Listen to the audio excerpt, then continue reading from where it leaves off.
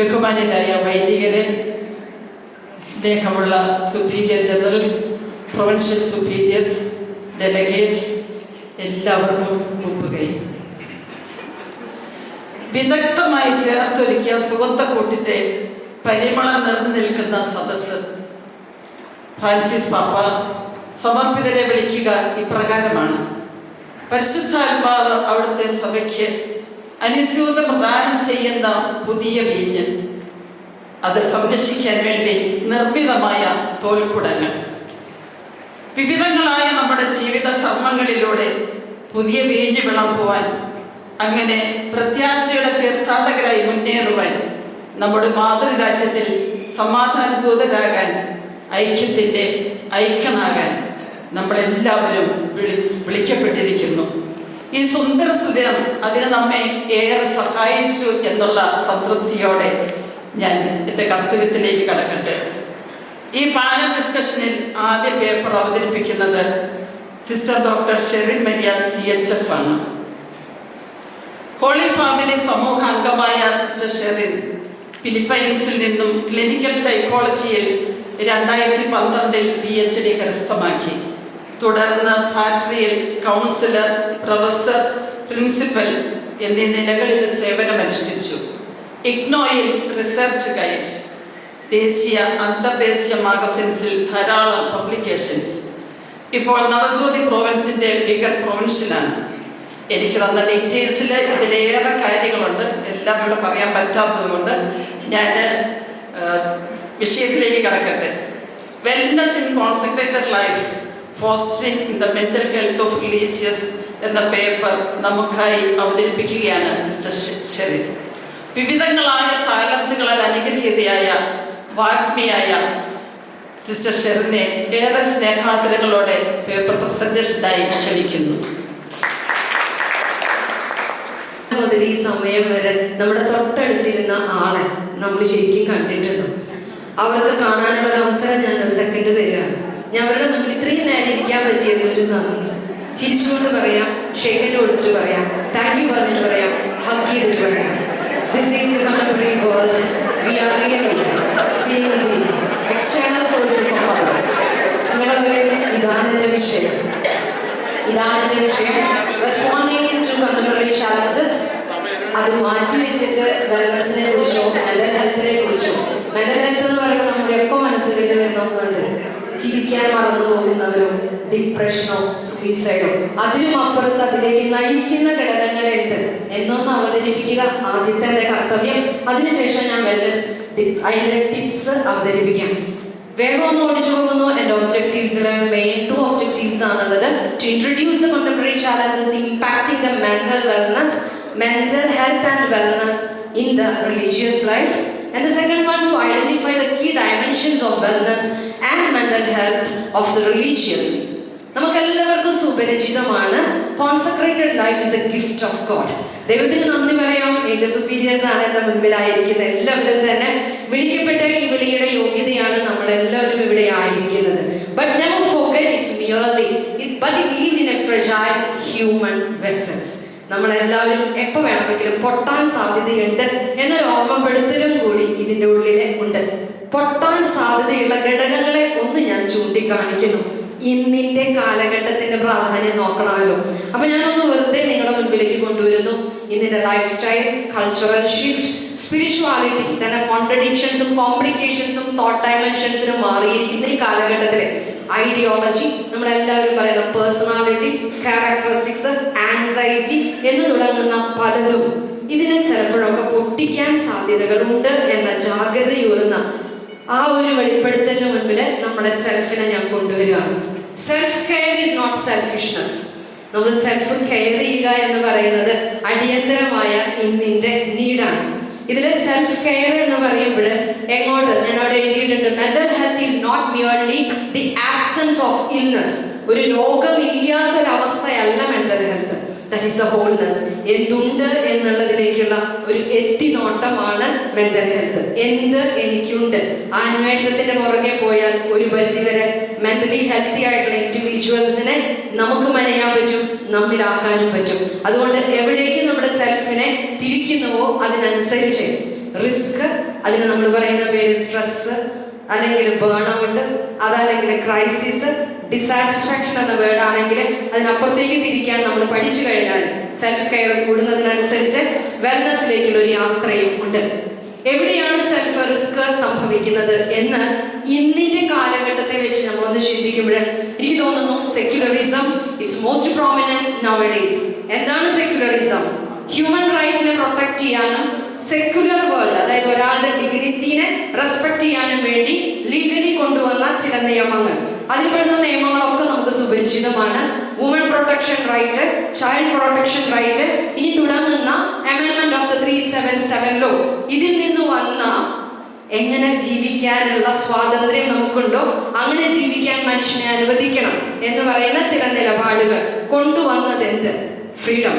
ഈ ഫ്രീഡത്തിന് വേണ്ടിയുള്ള നമ്മൾ എവിടെ നിൽക്കുന്നുവോ അതിൻ്റെ ഒരു ചെറിയൊരലയടി നമ്മുടെയൊക്കെ സാഹചര്യങ്ങളിലേക്ക് നുഴഞ്ഞു കയറുക സ്വാഭാവികമായതുകൊണ്ട് തന്നെ ഈ ഫ്രീഡം ക്രിയേറ്റ് ചെയ്യുന്ന ഒരു ഇൻഡിവിജ്വലിസ്റ്റിക് മെന്റാലിറ്റി, ഇത് വളരെ ഡേഞ്ചറസ് ആണ് എന്ന് 1979 മുതലേ നമ്മളോട് ഓർമ്മപ്പെടുത്തുന്ന പാപ്പമാര് നമുക്കുണ്ട്.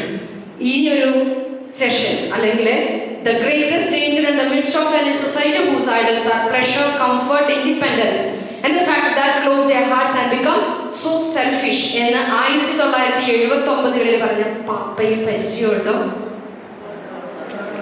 Saint John Paul II.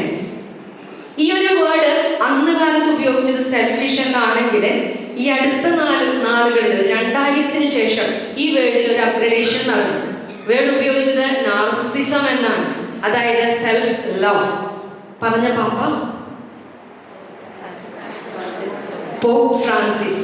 You can read that one in article Amoris Laetitia number 39. ഇന്ന് ആ വേർഡിനെ കുറച്ചും കൂടി നമ്മുടെ ലിയോ 14 പാപ്പ മാറ്റി. വേർഡ് ഉപയോഗിച്ചിരിക്കുന്നത് we have to be much more concerned about self absorption. മറ്റുള്ളവരിലേക്ക് തിരിയുന്നതിന് പകരം സ്വയം വ്യക്തിഗതവാദങ്ങൾക്കും വ്യക്തി പ്രാധാന്യത്തിനും വേണ്ടി നിലകൊള്ളുന്ന ഒരു സംസ്കാരത്തിനെ നമ്മൾ ഭയപ്പെടേണ്ടിയിരിക്കുന്നു എന്ന് പറയുന്ന ഒരു സംഗതിയുടെ ബാക്കിയൊക്കെ ആയിട്ട് നമ്മുടെ മെന്റൽ ഇമേജും മെന്റൽ കൾച്ചറൊക്കെ മാറാൻ സാധ്യതയുണ്ടെന്നൊരു ഓർമ്മപ്പെടുത്തലാണ്.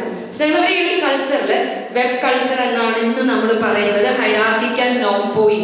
ഹൈറാർക്കിക്കൽ നോം എന്ന് പറഞ്ഞാൽ കുട്ടികൾ, മാതാപിതാക്കൾ, ഗ്രാൻഡ് പേരൻസ് ഗ്രാൻഡ് ചിൽഡ്രൻ എന്ന് തുടങ്ങുന്ന ഒരു ഹൈറാർക്കിക്കൽ നിന്ന് നോൺ ഹൈറാർക്കിക്കൽ അതല്ലെങ്കിൽ വെബ് കൾച്ചറിലേക്ക് പോയപ്പോൾ ഫ്രീഡം ആൻഡ് ഇൻഡിവിജ്വലിസ്റ്റിക് കൾച്ചറിന്റെ ഉത്ഭവമായി.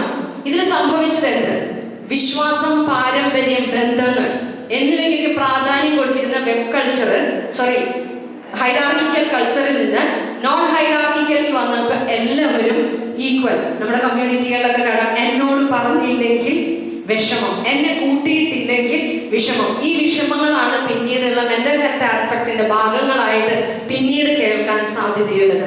സ്നേഹമുള്ള എൻ്റെ major superiors, this word is more prominent in nowadays infobesity. This is a 5G world, anxious producing world provided by so many names added with this infobesity. What is the meaning of infobesity? Information is overloaded. From where is that word came and what is happening? നമ്മുടെ phone ഇവിടെ ഇരിക്കുന്നുണ്ടെങ്കിൽ, അത് തുറന്നിരിക്കുന്നുണ്ടെങ്കിൽ നമ്മൾ അറിഞ്ഞോ അറിയാതെയോ റിയലോ അൺറിയലോ ആയിട്ടുള്ള matters ഫോണിൽ വരും. നമ്മുടെ കണ്ണവിടെ എത്തിയിട്ടുണ്ടെങ്കിൽ മാറ്റർ നമ്മൾ നിമിഷ നേരം കൊണ്ട് വായിക്കും. സെൻസസിനൊരു കപ്പാസിറ്റി ഉണ്ട്. ഒരു സാധനം ഉള്ളിൽ കയറി കഴിഞ്ഞാൽ അത് പോകുക, മറവി വരണമെങ്കിൽ ഇതിന് രോഗമാണ്, അതല്ലെങ്കിൽ അത് തലയിൽ തന്നെ നിൽക്കും. എന്തുമാത്രം നമ്മുടെ തലയിലെ സംഗതികൾ കയറുന്നുവോ അതിനനുസരിച്ച് മനുഷ്യൻ ഡിസ്ട്രാക്റ്റഡ് ആയിരിക്കും. നമ്മൾ രാവിലെ കണ്ടായിരുന്ന ഒരു ഐക്കൺ മെഡിറ്റേഷൻ ഒക്കെ വളരെ പ്രൊമോട്ട് ചെയ്ത ഭംഗിയായ അച്ഛൻ്റെ ക്ലാസ്. സ്നേഹമുള്ളവരെ, ഇന്നിന്റെ നമ്മുടെ മക്കൾക്ക് അവിടെ കാണാൻ നമുക്ക് 2015 ശേഷം 8 സെക്കൻഡാണ് സ്പാൻ ഓഫ് അറ്റൻഷൻ നമ്മുടെ തലയ്ക്ക് ഉള്ളൂ. ഒരു ഗോൾഡ് ഫിഷിന്റെ സ്പാൻ ഓഫ് അറ്റൻഷനേക്കാളും കുറവ് സ്പാൻ ഓഫ് അറ്റൻഷനാണ് നമുക്ക് കോൺസെൻട്രേഷന് വരുന്നുള്ളൂ എന്നുള്ളത് ചിന്തിക്കേണ്ടതാണ്. അങ്ങനെയെങ്കിൽ ഒരു calmness meditation without distraction, how it possible? how to create a meditation for long time with a creative mode എന്ന് ചിന്തിക്കേണ്ട ഒരു കാലഘട്ടം കൂടി ആണിത്. ഇനി ഇതില് നമ്മുടെ ഇടയ്ക്കിടയ്ക്ക് പറയാം, നമ്മുടെ കുട്ടികൾ 5 മിനിറ്റ് ഇരുന്ന് പഠിച്ച് ഡിസ്ട്രാക്റ്റഡ് ആകുന്നത് നമ്മൾ കാണുമായിരിക്കും. ആക്ച്വലി അറ്റൻഷൻ പ്ലീസ് എന്ന് നമ്മൾ പറയാറുണ്ട്. ഇന്ന് അതിന് വലിയ വിലയൊന്നുമില്ല. ഡിസ്ട്രാക്ഷൻസിനെ എങ്ങനെ അറ്റൻറ്റീവ് ആക്കാം എന്ന് ചിന്തിക്കുന്ന ഒരു കാലഘട്ടത്തിൽ നാം ചിന്തിക്കേണ്ടത് എങ്ങനെ? നമ്മൾ അപ്പോഴും പ്രഷറൈസ് ചെയ്യുന്നത് അരമണിക്കൂർ നിർബന്ധമായിട്ടും ചമ്പ്രം പടിഞ്ഞ് അനങ്ങാതെ ഇരിക്കുന്ന കുട്ടി തീർച്ചയായിട്ടും അവൻ സ്പാൻ ഓഫ് അറ്റൻഷനില് വളരെ ക്വയറ്റായിട്ട് ഇരിക്കുന്നുണ്ടോ എന്ന് അനലൈസ് ചെയ്യാനുള്ള ആ ഒരു കാലഘട്ടമാണോ ഇതെന്ന് ചിന്തിക്കേണ്ട ഒരു കാലഘട്ടം കൂടിയാണ്.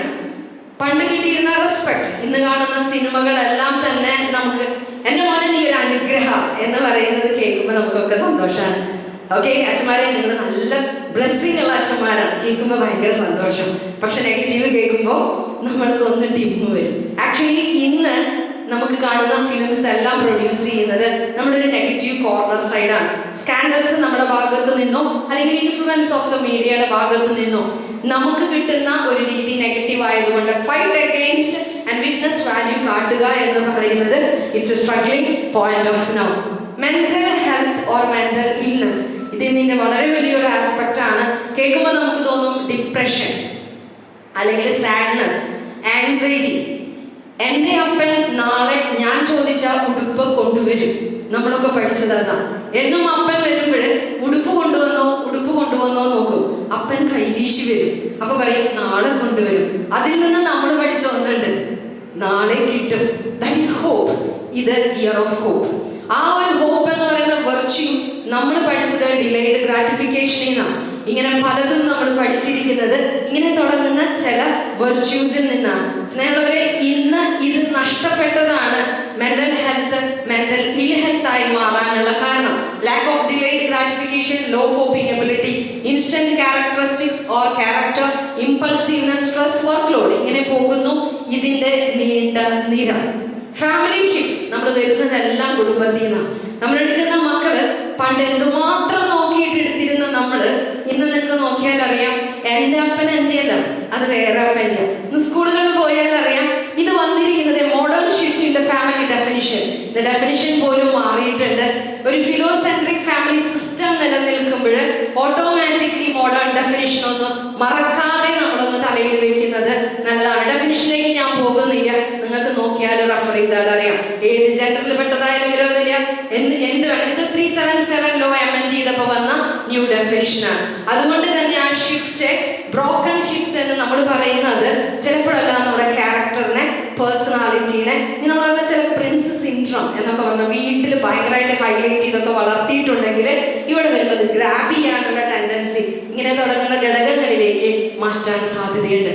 Basically human being is an individual being. ഇതിന് 2 മുഖമുണ്ട്. ഒന്ന് നമ്മൾ പറയുന്ന self human being and the other one is social being and part of spiritual being.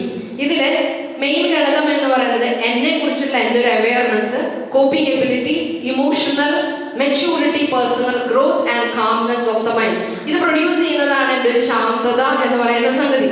ഒരു സ്പിരിച്വൽ ബീയിങ്, ഒരു സോഷ്യൽ ബീയിങ്ങിന്റെ മെയിൻ ക്യാരക്ടറിസ്റ്റിക്സ് എന്ന് പറയുന്നത് ടോളറൻസ് ആണ്. എത്രമാത്രം നമ്മൾ സ്പിരിച്വൽ ആണോ അത്രമാത്രം ടോളറേറ്റ് ചെയ്യാൻ റെഡിയാണ്. ആക്ച്വലി ആ ടോളറൻസ് നമുക്ക് ഹാർമണി വിത്ത് ദി അതേഴ്സ് ആണ്. So self and others is much more important as A religious being. അതിന്റെ അവസാനം വന്ന് നിൽക്കുക സാറ്റിസ്ഫാക്ഷൻ ഇൻ ലൈഫാണ്. ഇതിലെവിടെയെങ്കിലും കുറവ് വരുന്നുണ്ടെങ്കിൽ ടോളറൻസിനോ അതേഴ്സിനോടുള്ള മനോഭാവത്തിന് എവിടെയെങ്കിലും ഒക്കെ വ്യത്യാസം വന്നിട്ടുണ്ടോ എന്ന് ചിന്തിക്കണം. വിതക്കാരൻ വിതയ്ക്കാൻ പുറപ്പെട്ടു. അതൊരു സ്റ്റോറി നമ്മൾ കണ്ടിട്ടുണ്ട്. എൻ്റെ ഒരു ചോദ്യം നിങ്ങളോട്, നെല്ലാണോ നിലമാണോ ഇമ്പോർട്ടൻറ്റ്? നിലം. പണ്ട് നമ്മൾ പറയും നെല്ല് നല്ലതാണെങ്കിൽ എന്നിട്ട് നമ്മൾ നിലം ശരിയാക്കിയാൽ മതി. വിതക്കാരനാണ് ഇമ്പോർട്ടൻറ്റ്. അച്ഛൻ പോയിന്റിലേക്ക് വരുന്നു. വിതക്കാരനാണ് അവൻ. ബുദ്ധിപൂർവ്വം നെല്ലും പഠിക്കണം, ഒപ്പം തന്നെ നിലവും പഠിക്കണം. സ്നേഹമുള്ളവരെ, അതാണ് ഇന്നിന്റെ പ്രിൻസിപ്പിള്. സിസ്റ്റം മാറിക്കഴിയും. പെഡഗോജിക്കൽ ഇതിൽ നിന്ന് ഇന്ന് ആൻഡ്രാഗോജിക്കലിലേക്കുള്ള ഒരു മാറ്റം. അതായത് എൻവയോൺമെന്റ് ഇമ്പോർട്ടൻ്റ് ആണ്, സെൽഫ് ഇമ്പോർട്ടൻ്റ് ആണ്, ഇൻവോൾവ് ചെയ്യുന്ന ഞാനും ഇമ്പോർട്ടൻ്റ് ആണ്. അതുകൊണ്ടാണ് നിങ്ങൾക്ക് അപ്പുറത്തെ സിസ്റ്റത്തിൽ കാണാം സൈഡ് വിത്ത് എ പേഴ്സൺ, എപ്പോഴും ഒരാളുടെ സൈഡ് വിത്ത്. നമ്മൾ കൂട്ടത്തിൽ നിന്ന് ഞാൻ പറയുന്നു, നിങ്ങൾ കേൾക്കുന്നു. അല്ല, ഈ മെത്തേഡ് മാറി. Automatically we are one among them. ഞാൻ അതിൽ നിന്ന് നിങ്ങളോട് ചോദിക്കും, നിങ്ങൾ പറയും, അതിനുള്ള റെസ്പോൺസിബിൾ. ആ ഒരു സിസ്റ്റത്തിലേക്ക് മാറുന്ന ഈ ഒരു സമയത്ത് mental health is being side with the person, giving care to the individual help to the person. അതല്ലെങ്കിൽ അക്കമ്പനി പേഴ്സണലി. ഇതാണ് നമ്മളൊരു ഗ്രൂപ്പ് അക്കമ്പനിമെന്റ് അല്ല, കോൺഗ്രിഗേഷൻ പലതാണെങ്കിലും ഗ്രൂപ്പ് അക്കമ്പനിമെന്റ് അല്ല ഇന്ന് പ്രൊമോട്ട് ചെയ്യുന്നത്, ഇൻഡിവിജ്വൽ അക്കമ്പനിമെന്റ് ആണ്. So how to foster the wellness? ഞാൻ വളരെ ചുരുങ്ങിയ രീതിയിൽ ഇവിടെ അവതരിപ്പിക്കുമ്പോൾ ഞാൻ പറയും ബോഡി, മൈൻഡ് ആൻഡ് സ്പിരിറ്റ് അല്ലെങ്കിൽ സോൾ. ഇത് മൂന്നിനും ഇമ്പോർട്ടൻ്റ് ആണ്. ഇത് മൂന്നും അങ്ങോട്ടും ഇങ്ങോട്ടും ഇന്റർ റിലേറ്റഡ് ആണ്. ഫിസിക്കൽ ഹെൽത്ത് നമുക്ക് നല്ലതല്ലെങ്കിൽ നമുക്ക് ഓട്ടോമാറ്റിക്കലി ഹെഡ് ഏക്ക് അതല്ലെങ്കിൽ മെന്റലി വീക്ക് ആവും. അപ്പൊ അതുകൊണ്ട് ഇത് മൂന്നിനും പ്രൊമോട്ട് ചെയ്യുന്ന രീതിയിലുള്ള പ്രോഗ്രാംസ് നമ്മൾ പേഴ്സണലി സെറ്റ് ചെയ്യണം. പേഴ്സണൽ ഡയമെൻഷനിലേക്ക് പോകുമ്പോൾ പ്രോപ്പർ സ്ലീപ്പ്, പ്രോപ്പർ റിക്രിയേഷൻ, നമ്മളെല്ലാവരും കേൾക്കുന്നത് പോലെ നമ്മൾ പറയുന്നത് ഫുഡ്, അല്ലെങ്കിൽ സ്പിരിച്വൽ റീഡിങ്, പേഴ്സണൽ പ്രേയർ. ഒരു റിലീജിയസ് ഞാനൊരു കോൺസെൻട്രേറ്റഡ് പേഴ്സൺ ആണ് എന്നുള്ള അവബോധത്തിൽ, അതാണ് അവയർനെസ്. അതിന്റെ ഭാഗമായി പേഴ്സണലി ഞാൻ ഫോളോ ചെയ്യേണ്ട എൻ്റെ ഹെൽത്ത് ലൈഫ് ഉണ്ട്. തീർച്ചയായിട്ടും അത് വളരെ ഇമ്പോർട്ടൻ്റ് ആണ്. Dimension to the community and social world. Celebrate the goodness. എന്തുകൊണ്ടാണ് ഞാനിത് എഴുതിയതെന്ന് ചോദിച്ചാൽ, ചെറിയ കാര്യത്തിന് നമ്മളൊരു ഫാമിലി ഷിഫ്റ്റ്, കൾച്ചറൽ ഷിഫ്റ്റ് അവിടെ നടന്നിട്ടുണ്ട്. ഒരു ചെറിയ കാര്യത്തിന് പോലും വളരെ എൻകറേജ്മെന്റ് കിട്ടുന്ന സൊസൈറ്റിയിലാണ് നമ്മളിന്ന് ജീവിക്കുന്നതെങ്കിൽ, ഒരു ചെറിയ നന്മ പറയുന്നുവെങ്കിൽ, ഒരു ബർത്ത്ഡേക്ക് വിഷസ് കൊടുക്കുന്നത് പൂവായിട്ടാണ്. ഒരു ബർത്ത്ഡേക്ക് 4 നന്മ പറഞ്ഞിട്ട് ഹഗ് ചെയ്യാൻ വല്ല കുഴപ്പമുണ്ടോ? Celebrate the goodness. അത് നമുക്കൊരു തിയറി ആക്കുകയോ പ്രിൻസിപ്പിൾ ആക്കുകയോ പ്രാക്ടിക്കാലിറ്റി ആക്കിയാൽ വളരെ നല്ലത്. ഇനി അതുകൊണ്ട് ചേർന്ന് പോകുന്നതാണ് റിക്രിയേഷൻ. വളരെ ഭംഗിയാക്കുക, മനോഹരമാക്കുക, ക്രിയേറ്റീവ് ആക്കുക. കാരണം വളരെയധികം ചേഞ്ചസ് വരുന്ന കാലഘട്ടത്തിൽ ക്രിയേറ്റിവിറ്റി വളരെ നല്ലതാണ്. കമ്മ്യൂണിറ്റി ഡയലോഗ് എപ്പോഴും പോസിറ്റീവ് ആയിരിക്കാൻ നോക്കുക. ഷോർട്ട് ഔട്ട്സ് ചിലപ്പോഴൊക്കെ പ്ലാൻ ചെയ്യുക. Engage in community manual activities. Mental health എന്ന് പറയുന്നത് ഫിസിക്കൽ ഹെൽത്തിന്റെ ഭാഗമാണ്. ശരീരം യൂസ് ചെയ്യാനുള്ളതാണ്. അതുകൊണ്ട് അതിന് ഹെൽത്ത് വേണമെങ്കിൽ അത് ആക്റ്റീവ് ആകണം. ഇന്ന് നമ്മൾ പല റിലാക്സേഷനും പല എക്സസൈസസ് നോക്കുന്നുണ്ടെങ്കിൽ തീർച്ചയായിട്ടും മാനുവൽ വർക്ക് ഇല്ലെങ്കിൽ എക്സസൈസ് എങ്കിലും കമ്മ്യൂണിറ്റികളുടെ നിർബന്ധമാക്കുന്നത് നല്ലത്. ഇനി നമ്മൾ പറയണത്, ഞാൻ ലീഗൽ സിസ്റ്റം പറഞ്ഞപ്പോൾ ഞാൻ പറഞ്ഞായിരുന്നു സെക്യുലർ മോഡ്, അല്ലെങ്കിൽ നമ്മൾ സെക്യുലറിസം എന്ന് പറഞ്ഞപ്പോൾ ഞാൻ പറഞ്ഞു ഇൻഡിവിജ്വൽ റൈറ്റിനെ പ്രൊമോട്ട് ചെയ്യാനാണ് അവർ അതാക്കിയതെങ്കിൽ, ഞാൻ പറയും കമ്മ്യൂണിറ്റികളുടെ ഒപ്റ്റിമിസം കൾച്ചർ ഡെവലപ്പ് ചെയ്യാനായിട്ടുള്ള ഹാർഡായിട്ടുള്ള ഒരു ശ്രമം നമ്മൾ നടത്തുവാണെങ്കിൽ, വളരെ ശക്തമായിട്ടുള്ള ഒരു ശ്രമം നടത്തുവാണെങ്കിൽ അതൊരു വൻ വിജയമായിരിക്കും എന്ന് തോന്നുന്നു. കാരണം ഒപ്റ്റിമിസം അല്ലെങ്കിൽ പോസിറ്റിവിറ്റി ആണ് എല്ലാവരും പ്രതീക്ഷിക്കുന്നത്. Major superiors concern, ability and open to listen, understand the major shifts what's happening in the contemporary world, and arrange programs according to the different age groups. Okay, optimism culture develop, assess and evaluate and implement program. നമുക്ക് ആഗ്രഹമുള്ള programme നമ്മൾ അങ്ങോട്ട് implement അല്ല, അവരിൽ നിന്ന് ഒരു grass root ലെവലിൽ assess ചെയ്ത് എന്താണ് CHFന് ആവശ്യം, എന്താണ് CMCക്ക് ആവശ്യം, എന്താണ് CMIക്ക് ആവശ്യം. വ്യത്യാസങ്ങളുണ്ട്. അതുകൊണ്ട് അവരത് നടത്തി ഞങ്ങളിത് നടത്തണം. നോ, എന്താണോ നമ്മുടെ സിസ്റ്റേഴ്സ് അല്ലെങ്കിൽ ഫാദേഴ്സ് അല്ലെങ്കിൽ ബ്രദേഴ്സിന് ആവശ്യം കണ്ടിട്ട് പഠിച്ചത് കൊടുക്കുന്നതാണ് കുറച്ചും കൂടി ഉപയുക്തമായ രീതി. Organise integrated programmes, not only spiritual programmes but psycho, physical and mental programmes included. Personal care and accompaniment especially in disengaged religious. നിങ്ങളുടെ ഉള്ളിൽ ഒരു ചോദ്യം വരും, ഇതിനൊന്നും കോപ്പറേറ്റ് ചെയ്യാത്ത സിസ്റ്റേഴ്സ് ഉണ്ടെങ്കിൽ എന്താ വേണ്ടത്? തീർച്ചയായിട്ടും പേഴ്സണലി ഞാൻ പറഞ്ഞ അക്കമ്പനിമെന്റ് നമ്മുടെ ഭാഗത്ത് അവരോട് കൂടുതൽ കാണിക്കുക എന്നുള്ളതാണ് നമുക്ക് ചെയ്യാൻ പറ്റുന്നത്. Review of the formation. ഇപ്പൊ നടക്കുന്ന ഫോർമേഷൻ രീതികളെ ഒന്നും കൂടി ഒന്ന് റിവ്യൂ ചെയ്യണമോ റിന്യൂ ചെയ്യണമോ എന്നൊന്ന് ചിന്തിക്കുക. Motivational and inspirational initiations and creative missions. ചിലവർക്കൊക്കെ ആഗ്രഹം ഉണ്ടെങ്കിൽ അവരുടെ എനർജി റിലീസ് ചെയ്യാനായിട്ട് അങ്ങനത്തെ നമുക്ക് പ്രൊമോട്ട് ചെയ്യാം. Provide tools for the awareness. Self അവയർനെസ്സിന് പറ്റുന്ന ടൂളുകൾ ഇടയ്ക്കിടയ്ക്ക് കൊടുക്കുക. അത് നമുക്ക് കുറച്ചും കൂടി ഹെൽപ്ഫുൾ ആയിരിക്കും. ഞാൻ ചില ടൂൾസ് ഇൻട്രൊഡ്യൂസ് ചെയ്യുന്നു മാത്രം. നമ്മൾ പറയുന്നത് ഒരു ഗ്രാറ്റിറ്റ്യൂഡ് ഡയറി, നമുക്ക് വളരെ കേട്ട് പരിചയമുള്ളതാണ്. പക്ഷെ നമ്മുടെ കയ്യിൽ നിന്ന് ഫോണുണ്ട്. നമുക്കൊരു ഫോണിൽ ഗ്രാറ്റിറ്റ്യൂഡ് ടു ഗോഡ് എന്ന് പറയുന്ന ഒരു ഗ്രൂപ്പ് ക്രിയേറ്റ് ചെയ്യും. ഗ്രൂപ്പിൽ വേറെ ആരുമില്ല, ഞാൻ മാത്രം. ഇന്ന് എനിക്ക് നല്ല ഭക്ഷണം കഴിക്കാൻ പറ്റും, താങ്ക് ഗോഡ്. ഇങ്ങനെ കുറച്ചായി കഴിഞ്ഞാൽ automatically an optimism culture, a gratitude mind and thanksgiving create in our own self. ഇതൊരു വെറുതെ ഒരു മോഡ് ഇട്ടു എന്ന് മാത്രമേ ഉള്ളൂ. നമ്മുടെ എഴുതിയിരിക്കുന്ന you are A resourceful book എന്ന് പറയുന്ന എന്തെങ്കിലും ഒരു വാക്ക് അവർക്ക് കൊടുക്കുക, അതിലൂടെ അവർ അവിടെ തന്നെ പോസിറ്റിവിറ്റിയെ കണ്ടെത്താനായിട്ട് സഹായിക്കാം. മിറർ സെൽഫ്, അതിന് മുന്നിൽ നിന്ന് എൻ്റെ വാല്യൂ എന്താണ്, എൻ്റെ ഭംഗി എന്താണ്, ഞാൻ എന്തൊക്കെ കാര്യങ്ങൾ നന്നായിട്ട് ചെയ്തിട്ടുണ്ട് എന്ന് തുടങ്ങുന്ന ചില സംഗതികൾ അവനവരോട് തന്നെ ചോദിച്ച് കൂട്ടിച്ചേർക്കേണ്ടതിന് കൂട്ടിച്ചേർക്കാൻ പേഴ്സണലി അവരുടെ കൂടെ ആയിരിക്കുക എന്നുള്ളത് മെന്റൽ ഹെൽത്ത് വളർത്താൻ സഹായിക്കും. ആൻഡ് ഫൈനലി ക്വസ്റ്റ്യൻ നിങ്ങളോട്, സഭയുടെ ഏറ്റവും ആകർഷകമായ മുഖം ഏതാണ്? ഫ്രാൻസിസ് പാപ്പ ആനന്ദിച്ച് ആഹ്ലാദിക്കുന്നില്ലേ നമ്മളോട് ചോദിച്ച ഒരു ചോദ്യമായിരുന്നു. സോറി,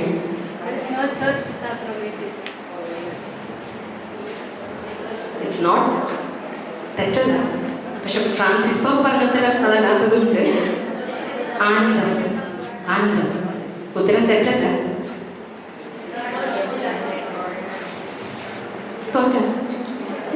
തോൽക്കണ്ട, ഉത്തരത്തിലേ ഉള്ളൂ, വിശുദ്ധി. ഈ വിശുദ്ധമാർന്ന കോൺസെൻട്രേറ്റഡ് ആൻഡ് റിലീജിയസ് ലൈഫ് നയിക്കാൻ മെന്റലി, സ്പിരിച്വലി, ഇമോഷണലി സ്റ്റേബിളായി ബാലൻസ് ലൈഫായി അവനവന്റെ സെൽഫിനെ വെൽനസിലേക്ക് തിരിക്കാനായിട്ട് കാലഘട്ടത്തിന്റെ സൂചനകളെയും സെൽഫിൽ മാറ്റേണ്ടതിനെ മാറ്റാനും അതിലൂടെ ദൈവിക സ്നേഹത്തിലേക്ക്, വിശുദ്ധിയിലേക്ക് നിലനിൽക്കാൻ നമുക്ക് ഏവർക്കും ആകട്ടെ എന്ന് ആശംസിക്കുന്നു. Thank you. അവസാനിപ്പിച്ചത് എങ്കിലും ഇവിടെ നിന്ന് നമുക്ക് ഇനിയും വിജയത്തിൽ നിന്ന് വിജയത്തിലേക്ക് മുമ്പോട്ട് പോകാം. Okay, thank you sister Sherin.